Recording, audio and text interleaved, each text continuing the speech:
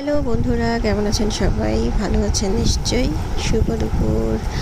দুপুরে গরম গরম শুটকি মাছ দিয়ে খেয়ে নেই, চলেন। আজকে আমি আপনাদের জন্য শুটকি মাছ ভুনা করছি। এটা অনেকেই পছন্দ করে না। আসলে শুটকি মাছের যে কত পুষ্টিগুণ, শুটকি মাছে কি নেই, শুটকি মাছের পুষ্টিগুণ সম্পর্কে সঠিক ধারণা অনেকেরই নেই, সেই জন্য হয়তো অনেকে খায় না। তাছাড়া এটা তীব্র গন্ধর জন্য অনেকে খেতে চায় না। যদি এটা প্রসেস করে ভালো করে ধুয়ে রান্না করা যায়, মোটেও গন্ধ লাগে না।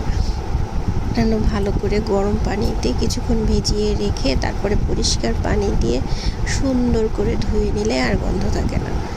তারপরে সব ধরনের মশলা দিয়ে সুন্দর করে ভুনা করে রান্না করা যায়। এই যে দেখেন, আমি আজকে শুটকি ভুনা করছি।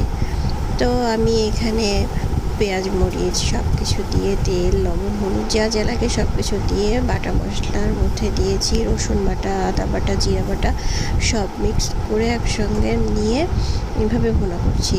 ভুনা করতে করতে যখন আপনার তেল ছেড়ে দিবে তখন এই শুটকিগুলো দিয়ে দিব।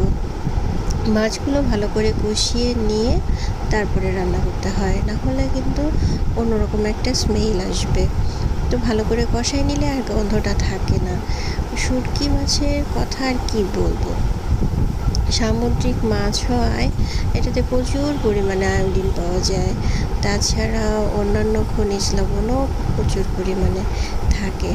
আর শুটকি মাছটা এমনভাবে প্রসেস করে তৈরি করা হয় যেটাতে প্রচুর পরিমাণে ভিটামিন ডি পাওয়া যায়। রোদে বেশি দিন ধরে শুকিয়ে শুকিয়ে বানানো হয় জন্য অনেক ভিটামিন ডি পাওয়া যায়।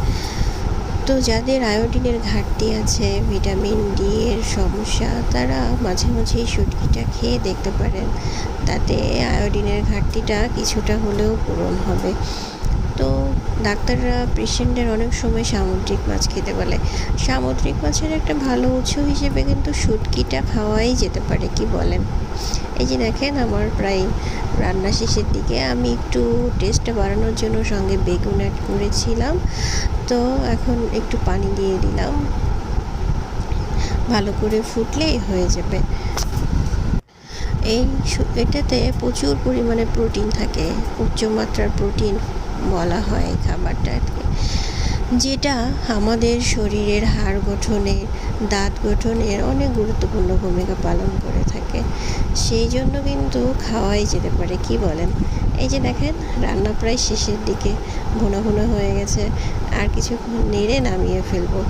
গরম গরম ভাতে খেতে যে কি মজা, খেয়েই দেখেন না একবার, ভালো লাগবে।